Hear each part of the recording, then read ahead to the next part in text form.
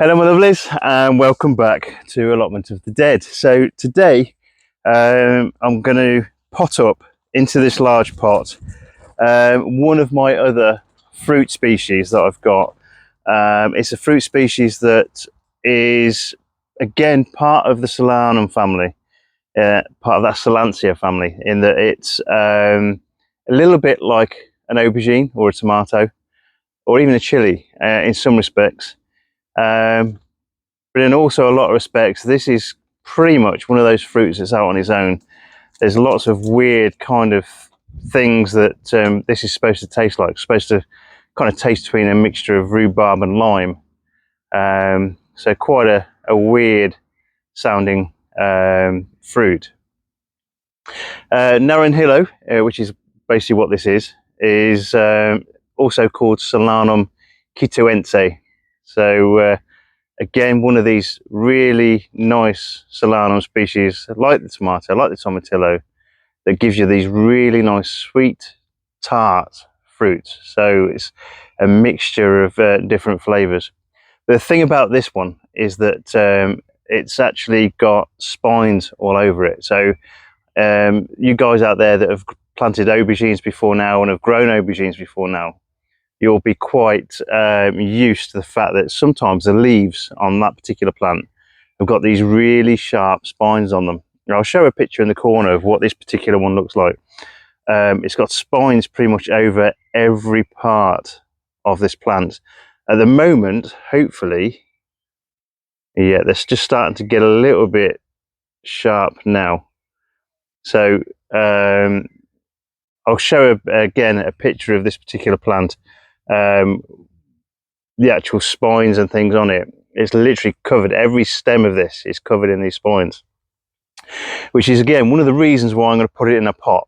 I'm not going to plant this directly out into the plot. I did that one year by mistake. It was a new thing for me. I literally put these in a row along the front of the plot, and then I ended up probably for the next 2 years or so weeding that particular area and actually coming back with thorns in my fingers from the young seedlings that had actually arisen from the plant.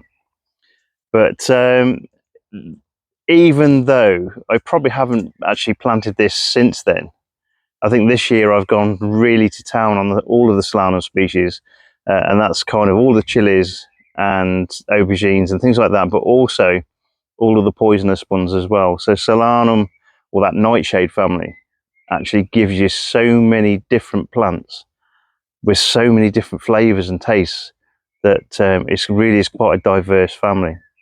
So I've chosen to put these into a pot. I'll probably put about 5 or so in this one pot.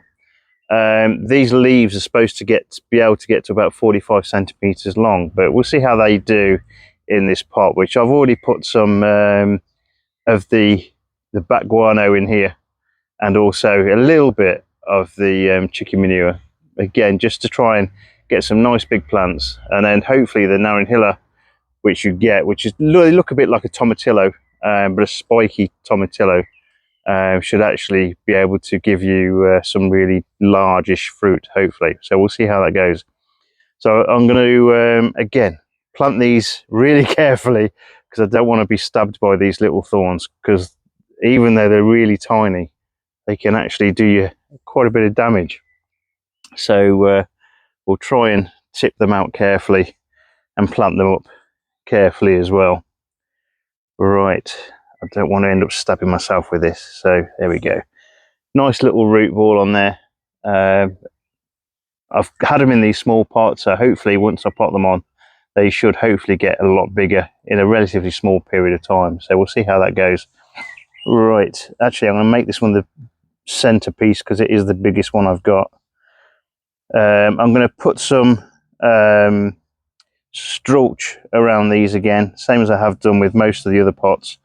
Again, it helps to keep the slugs off, also helps to keep that moisture in the pots. Anytime you put something in a pot, one of the main issues you have is the pot drying out, especially if you don't get a chance to come down the plots as often as you'd like. So whenever you water, It's got some nice holes in the bottom of this, so when you water, you generally water until the water comes out the holes in the bottom. So we'll see how that goes over time.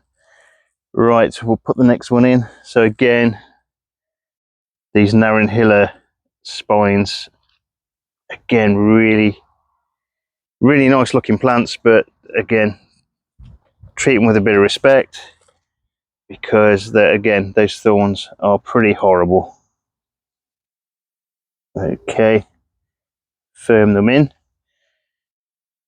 Okay, we'll go to the next one. So these are the larger ones that we've got.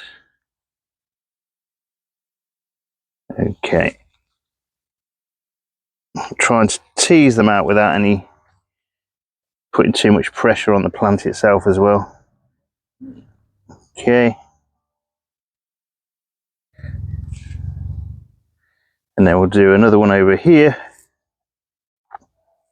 So that's the larger ones, which will all be planted.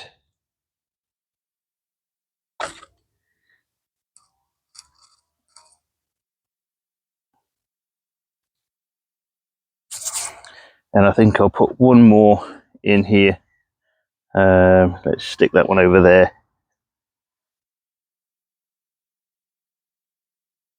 I think there's absolutely no chance of me forgetting what particular plant this is, because there's not many plants that are this spiky, especially this early on in their life. You see there's plenty of roots there. Okay, right, so we have 5 nice plants in there now. The actual leaves of these are also quite furry to some extent, so as well as those lethal looking thorns, they are quite hairy and as well. Right, I'll put some stalks around this, and we'll keep coming back to these over time, and we'll show you how they're doing, and then we'll be able to show you, hopefully, when the fruit starts, how the fruit are actually coming out as well. Now I've got another 5 plants there, which I'm probably going to put in another pot somewhere. I might actually wait till they get a little bit bigger before I put those on. There's plenty of roots that they kind of get a bit root bound in these over time, but as I say, they should do really well. Right, so that's the Naranjilla, or the Solanum Quitoense, all nicely planted. I think if we do manage to get some fruit off this, I'm going to use the juice. I think there is a Mexican or Peruvian juice that they actually make from the Naranjilla fruit called Lulido. So we'll have a go at making that at some point as well. But let's see if we can get them to the stage where they're producing some nice fruit for us. Right, so that's all for tonight. So we'll see you on the next video. So all the best. Take care. Bye-bye.